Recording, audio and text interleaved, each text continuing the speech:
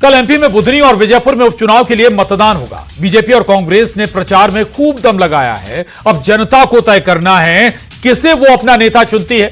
BJP ने दोनों सीटों पर जीत का दावा किया है, तो वहीं कांग्रेस ने कहा है कि जनता इस बार परिवर्तन करेगी। इस बीच विजयपुर विधानसभा में आदिवासी लोगों पर फायरिंग की घटना पर सियासत हाई हो गई है। कांग्रेस ने बीजेपी पर बड़ा हमला बोला है और कहा है कि जीत के लिए बीजेपी खौफ पैदा करना चाहती है। उधर बीजेपी ने गोलीकांड पर कांग्रेस को ही कटघरे में खड़ा कर दिया है। कुल मिलाकर वोटिंग से पहले गोलीकांड की उलझी पहेली पर सियासी तकरार जारी।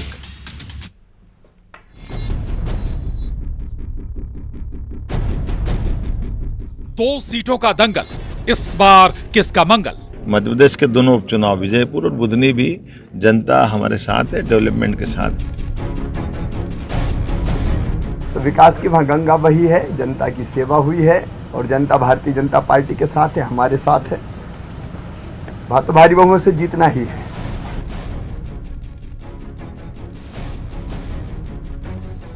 तो हमें पूरी उम्मीद है कि बुधनी में एक अप्रत्याशित जीत हमें मिलेगी, क्योंकि जनता का समर्थन जो हमें मिल रहा है लगातार, वो ये बता रहा है। कांग्रेस बीजेपी में तकरार, किसकी जीत किसकी हार? कि राम निवास रावत डाकुओं का उपयोग करता है। बीजेपी डकैतों से चुनाव जीतना चाहती है। ये कांग्रेस का कुचक्र और कांग्रेस का इस प्रकार की प्लानिंग न कभी सफल होगी न कभी सफल हुई है। गोली पर सियासी बोली, फायरिंग की उलझी पहेली। अपने तमाम गुंडे साथियों के साथ आतंक फैलाते हैं। करीब करीब 30 लोग जिला अस्पताल में भर्ती हैं इस समय, जिसमें कई लोग महिलाएं भी हैं, कई पुरुष भी हैं।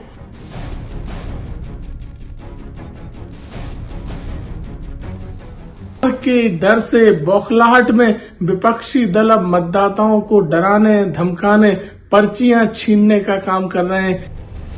मध्य प्रदेश में कल 2 सीटों पर वोटिंग होगी। उपचुनाव के दंगल में किसका मंगल होगा, इसका फैसला कल जनता करेगी। नेताजी की किस्मत का फैसला ईवीएम में कैद होगा और नतीजे बताएंगे किसकी जीत होगी और किसकी हार। लेकिन उससे पहले ही बीजेपी और कांग्रेस दोनों ही जीत का दावा कर रही हैं। इस बीच विजयपुर में हुई फायरिंग की वारदात ने तनाव पैदा कर दिया है। घटना को लेकर कांग्रेस ने बीजेपी पर हमला बोला है। उधर बीजेपी ने कांग्रेस पर ही आरोप लगा दिए। खैर, डर फैलाना किसका मकसद है, ये भी बड़ा सवाल है। आज इसी पर करेंगे महाडिबेट में चर्चा। तो बुधनी और विजयपुर में कौन जीतेगा, इसका फैसला कल ईवीएम में कैद हो जाएगा। सवाल यह भी है कि वोटिंग से पहले गोलीकांड की पहेली क्या है। आज इसी पर करेंगे चर्चा, लेकिन पहले नजर डाल लेते हैं आज के प्रमुख सवालों पर। और हमारे आज के महत्वपूर्ण सवाल हैं, दावों का दम, किसका टूटेगा भ्रम। हमारे आज की डिबेट का दूसरा सवाल है, क्या हार जीत से तय होगी कांग्रेस की दिशा। और तीसरा और आखिरी सवाल, वोटिंग से पहले गोलीकांड किसकी साजिश है। इन तीनों सवालों के इर्द गिर्द हम चर्चा को आगे बढ़ाएंगे और सबसे पहले आपको अपने खास मेहमानों से मिला देते हैं। बेहद खास पैनल हमारे साथ मौजूद है। सत्यप्रकाश शर्मा जी हमारे साथ इस चर्चा में शामिल हैं, वरिष्ठ पत्रकार हैं, बहुत स्वागत है आपका। डॉक्टर गुलरेज शेख साहब, बीजेपी प्रवक्ता, बहुत स्वागत है। रोशनी यादव जी, प्रवक्ता कांग्रेस, आप दोनों का बहुत स्वागत। राजनीतिक विश्लेषक तनुज दीक्षित जी हमारे साथ हैं, आपका भी बहुत स्वागत है। और कुशाल मार्को जी, आदिवासी नेता, हमारे साथ इस चर्चा में हैं, आपका भी स्वागत है। और सबसे पहले कुशाल मार्को साहब, आपसे ही चर्चा की शुरुआत करेंगे। विजयपुर सीट जिसका जिक्र कर रहे हैं, 2 सीटों पर हालांकि बाय इलेक्शन है, उपचुनाव है, लेकिन विजयपुर सीट इसलिए हालांकि चर्चाओं में आ गई इस गोलीकांड की वजह से। ये क्या था, आदिवासी कुछ घायल हुए, स्वाभाविक है कि कहीं ना कहीं कुछ ना कुछ तो है, इसके पीछे कोई खिचड़ी तो पक रही है। क्या नजर आता है आपको जमीन पर और है क्या, क्यों इस तरह की घटना घटी, कौन इसके पीछे हो सकता है? कुशाल। देखिए, भारतीय जनता पार्टी हो चाहे कांग्रेस हो, दोनों आदिवासियों के दुश्मन हैं। आज तक, आजादी के बाद आज तक हम देखते आ रहे हैं, आदिवासियों को सिर्फ विकास के नाम पे सिर्फ धोखा दिया जा रहा है। पहले तो कांग्रेस ने लूटा, अब लूटने का काम बीजेपी कर रही है। और आदिवासियों को सिर्फ लालच देके वोटिंग कराते हैं, लालच में नहीं मानते तो उनके ऊपर धमकाते हैं, डराते हैं, नहीं तो फिर फायरिंग कराते हैं। ये अभी से नहीं, शुरू से इनका ये चलता आ रहा है। आदिवासियों को सिर्फ ये जो है एक खिलौना टाइप को बना लिया, आदिवासियों के ऊपर ही आदिवासियों के ही वोट के नाम पे उपयोग करते हैं। आज तक न कांग्रेस आदिवासियों के लिए विकास किया, न बीजेपी कर रहा है, सिर्फ ये इनकी जुमलेबाजी है। जी चलिए ठीक है, मैं लौटूंगा आपके पास। और गुलरेज शेख साहब, आपने सुना होगा कुशाल मार्को जी को, वो कह रहे हैं ना कांग्रेस ना बीजेपी कोई हितैषी नहीं है आदिवासियों की। दूसरा ये कि अगर इतना बड़ा हमला हो जाता है, गोलीकांड हो जाता है, सिस्टम आपका है, सरकार आपकी है, प्रशासन आपका है, जिम्मेदारी आपकी नहीं है क्या फिर? नहीं, बिल्कुल हमारी जिम्मेदारी है, लेकिन जिन्होंने घटना की है और जिन्होंने ये खुराफात की है वो तो सामने नजर आ रहा है कौन था, और उसको जनता भी जूते मारेगी चुनाव में, और पुलिस भी जूते मारेगी, कानून भी जूते मारेगा। ये इनकी एक हमेशा की एक स्क्रिप्ट रहती है कांग्रेस पार्टी की। जब भी इनको लगता है कि चुनाव हार रहे हैं, आपको स्मरण होना चाहिए कि इन्होंने छतरपुर में क्या किया था, इन्होंने चंबल में क्या किया था विधानसभा के समय, जब ये निश्चित हो गया था कि ये दोनों जगह से हार रहे हैं और बुरी तरह से हार रहे हैं, तो इन्होंने गोलीकांड करवाए, इन्होंने फायरिंग करवाई। और उसके अंदर एक अल्पसंख्यक समाज का एक ड्राइवर था शाहरुख, अगर मुझे नाम गलत नहीं है तो वो उसने अपनी जान दे दी, उसकी जान चली गई थी बेचारे की। तो ये कांग्रेस की खुराफात हमेशा होती है, और इनके लोग अभी भी इन सब चीजों में कोर्ट के सामने प्रस्तुत हो रहे हैं, कुछ लोग जेल में बैठे और बाकायदा वे सब कांग्रेसी हैं। तो ये जब भी इनको हार अपने नजदीक दिखाई देती है तो ये कोशिश करते हैं कि किसी प्रकार से माहौल खराब करे और उसका फायदा ले, लेकिन अब आवाम जो है ना इनको समझ चुकी है, इनके ऊपर के पर्दे हट चुके हैं और इनको कल सबक मिल जाएगा इनका। आवाम भी इनको जूते मारेगी, कानून भी जूते मारेगा। चलिए ठीक है, रोशनी यादव जी सुना आपने, लेकिन एक सवाल और भी है इसके साथ, इस पर रिएक्शन भी जो गुलरेज शेख साहब कह रहे हैं। दूसरा ये कि भाई अगर कुछ भी होता है इसके लिए कि अब सीधे अपनी विपक्षी पार्टी को जिम्मेदार ठहरा देना और उसके बाद सारी कहानी खत्म। देखिए, विपक्ष की भूमिका के रूप में तो प्रशांत जी हम लोग बैठे हैं जो लगातार, आपकी विपक्षी तो बीजेपी है ना, भले ही वो सरकार में है। रोशनी जी देखिए, सरकार में है तभी ये सवाल खड़ा होता है कि राजस्थान में आपकी सरकार, मध्य प्रदेश में आपकी 20 सालों से आपकी सत्ता जमी हुई है, और दोनों जगह जब आपकी सरकार है उसके बाद जो डकैत आता है विजयपुर में और इस तरह का जो कांड रचता है जिसमें हमारे 30 से ज्यादा आदिवासी तबके के हमारे माता पिता घायल होते हैं, तो ये सवाल किस पे उठता है? और ये किस पे जूते मारने की बात कर रहे हैं? मुझे लग रहा है इनको स्वयं में जूते मारने चाहिए, ताकि अकल थोड़ी सी इनकी बुद्धिमत्ता बढ़े कि आज लॉ एंड ऑर्डर किस प्रकार से पूरे मध्य प्रदेश में महिला अत्याचार चरम पर है, विशेष ध्यान रखें, दलित अत्याचार चरम पे है। क्योंकि शुरुआत देखिए जो इन्होंने शब्द कहे हैं उसी को मैंने आगे बढ़ाया है। अगर ये भारतीय जनता पार्टी अनुशासन और संस्कार का जो पूरे देश में तमका और डंका बजाए रहते हैं, तो मुझे लग रहा है इनको सीखना चाहिए। तो आज सबसे बड़ा ये विषय खड़ा होता है, और बुधनी और विजयपुर की जीत की, देखिए दलितों के साथ मेरे कुशा भाई ने जो कहा है, हम मानते हैं कि अगर उनको ऐसा लगता है कि कांग्रेस ने कुछ नहीं किया, लेकिन मैं याद दिलाना चाहूंगी कि कांग्रेस ने शुरुआत से जल जीवन जमीन का अधिकार भूमि अधिनियम लाके दलितों को जो सम्मान सहित अधिकार दिलाने का काम किया था वो कांग्रेस ने किया था।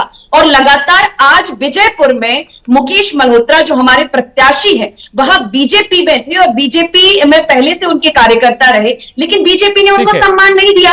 आज कांग्रेस ने उनको सम्मान देकर के अपना प्रत्याशी चुना, और वो पिछले बार अच्छी बात है, ये सम्मान वाली बात अच्छी बात है। लेकिन रोशनी जी जो बात गुलरेज जी कह रहे हैं कि जब आप चुनाव हारने लगते हैं, आपको हार नजर आने लगती है, तब ये सारे हथकंडे कांग्रेस अपनाती है। कई पुराने उदाहरण भी वो दे रहे हैं। किस तरह के हथकंडे प्रशांत जी, आप थोड़े मुझे क्लियर करें, किस तरह के हथकंडों की बात कर रहे हैं? आज दोनों जगह इनकी शासन सत्ता है, तो सवाल किस पर खड़ा होता है? मतलब आप सवाल क्या कर रहे हैं? प्रशांत जी आपको भी थोड़ा सा इस पर गौर करना चाहिए।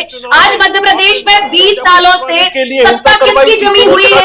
अगर इस तरीके का कभी भी किसी की सत्ता होती है, अगर कोई भी दंगे जैसे गोली जैसे कांड होते हैं, ये कांड हो जाती है, किसानों पे गोलियां चलवाई जाती है इनकी शासन सत्ता में, और उसका आरोप किस पर जाएगा? जी थोड़ा शब्द का ध्यान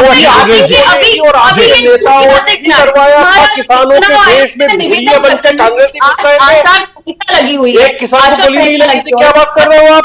और इस चुनाव में भी 8 में से मंदसौर में हमने 6 उस विधानसभा चुनाव में भी ये सीधा नजर आता है। और मुझे लगता है ऐसे बीच में जो है एक बात पूछना चाहता हूँ, अगर मुझे आप समय दे तो मेरी बहन से एक प्रश्न है मेरा।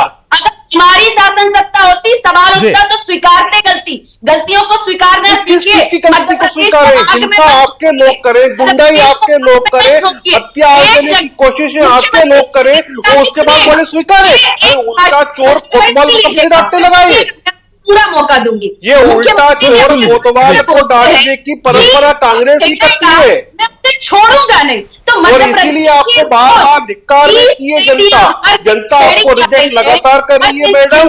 उसके उपरांत भी आप लोग नहीं सुधरे, आपकी कारस्तानी आपके बदल नहीं रहे, तो आपको वापस से वही होगा जो हमेशा होता रहा है कि जनता आपको फिर नकारेगी, फिर आपको धिक्कारेगी, और कल फिर आपके लिए नताइज जो होंगे वो सिफर आएंगे। आपको शर्म नहीं आती? स्क्रीन पर कुशाल मार्को जी भी हैं, आप दोनों को वो सुन रहे हैं। कुशाल मार्को जी, सबसे बड़े हितैषी तो कांग्रेस बीजेपी अपने आप को बताती है आदिवासियों की।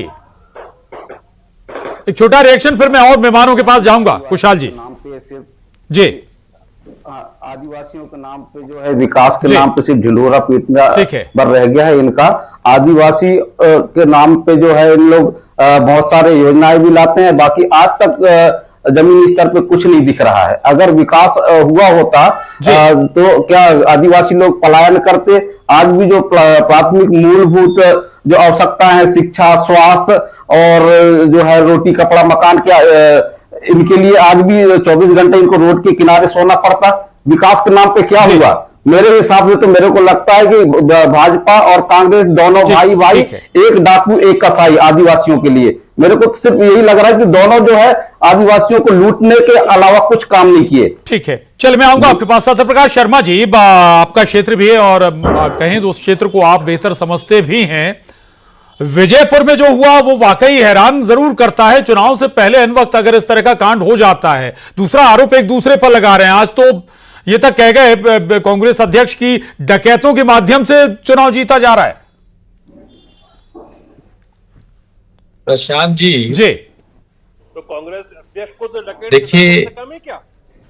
कांग्रेस अध्यक्ष ग्वालियर चंबल संभाग के श्योपुर, शिवपुरी, कुछ दतिया का हिस्सा, कुछ गुना, यहां पर जो पर्टिकुलरली वल्नरेबल ट्राइबल ग्रुप्स है, जिसमें मध्य प्रदेश की 3 जातियां आती हैं, बेगा, भारिया और सहरिया, वो कम्युनिटी विजयपुर में रहती है और ये उनका वोट लगभग 50%, 50,000 से ऊपर है।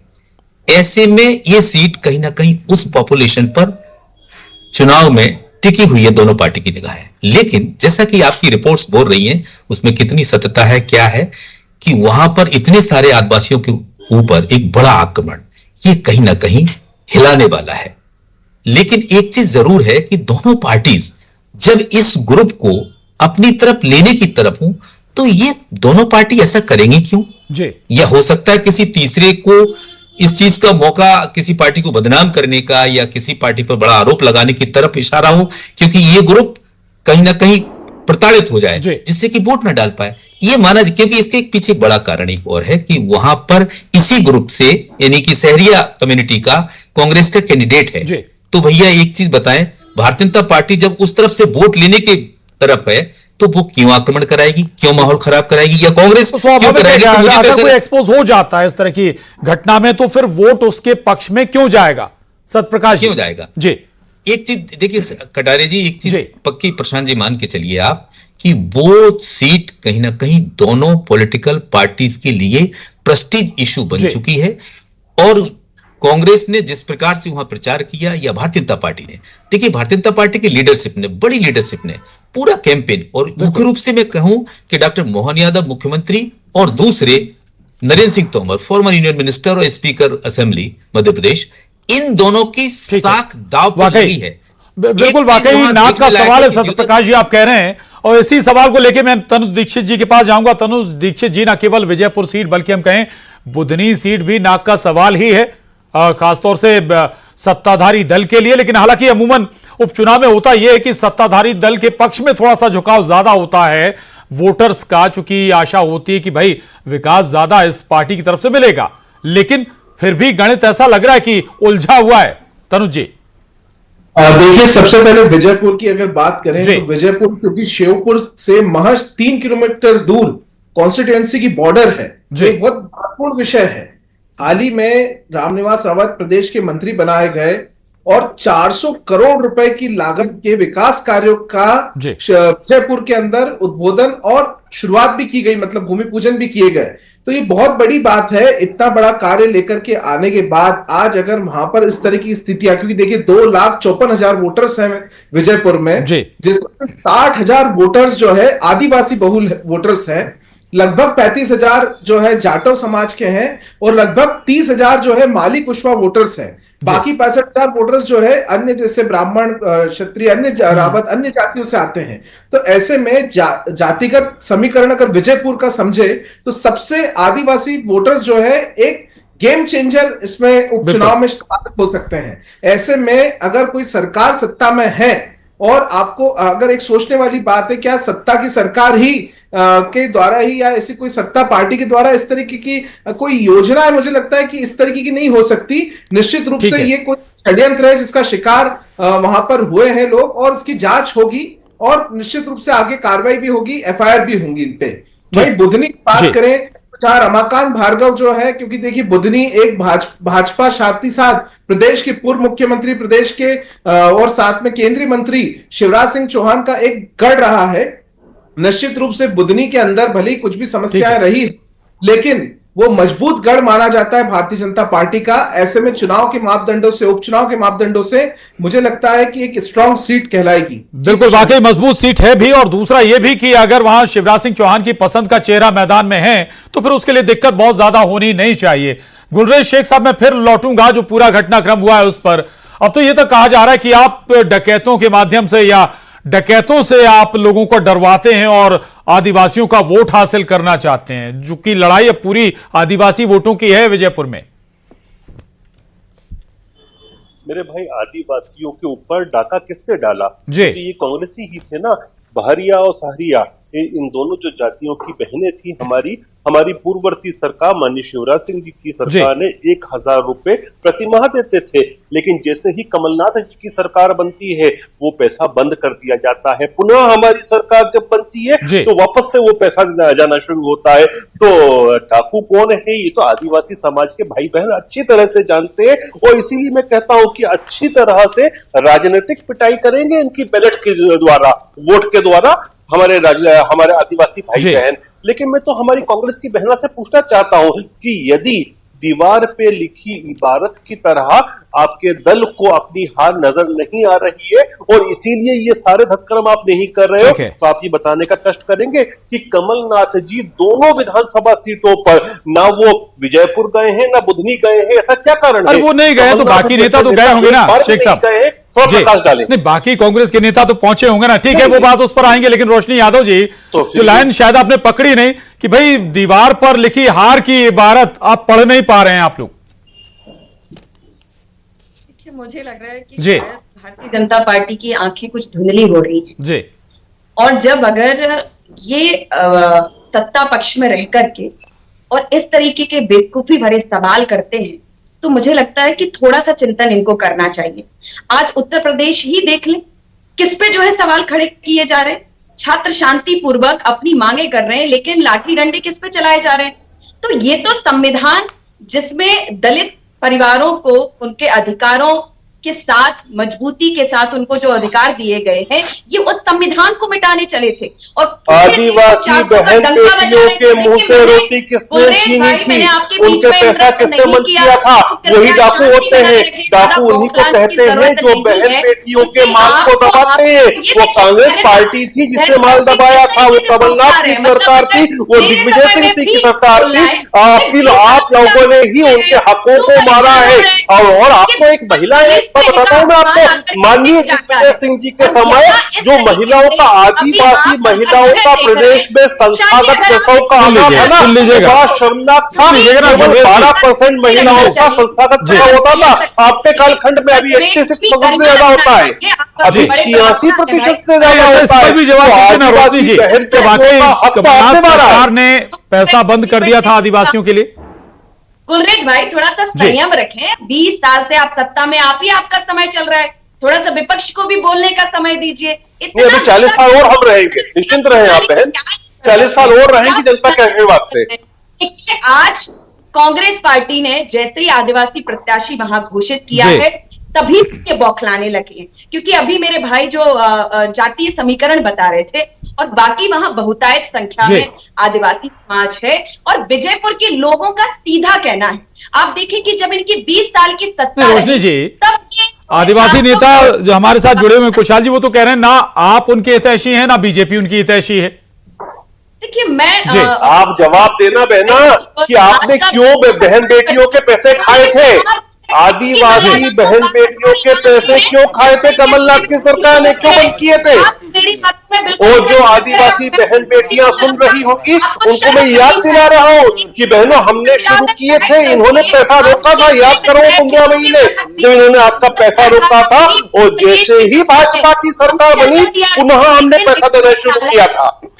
चल ठीक है, ठीक हुआ है 2018 में भी हमारे विधायकों को खरीद के, क्योंकि चलो ठीक माफी मैडम रखूंगा थोड़ा समय, क्यों हकों को मारा गया? सत्यप्रकाश शर्मा जी, बहन बेटियों का सत्यप्रकाश शर्मा जी, आदिवासियों की स्वाभाविक है, उनके वोट की ये पूरी लड़ाई है, किस दिशा में जाती नजर आ रही है आपको इस घटना के बाद? प्रशांत जी मैं जरूर इस पर जवाब मांगूंगी, ये बहुत उछल रहे हैं, ये कौन सा है आपकी पार्टी का नारा देने का कि बटोगे तो कटोगे, इससे आपकी भारतीय संस्कृति और रोशनी जी उस पर बहुत चर्चा हो चुकी है जी, फिर किसी दिन चर्चा करेंगे, बटेंगे कटेंगे कहेंगे जुड़ेंगे जी, ठीक है उस पर फिर चर्चा करेंगे। सत्यप्रकाश जी कम शब्दों में सर जी, ही विजयपुर से जीतेगी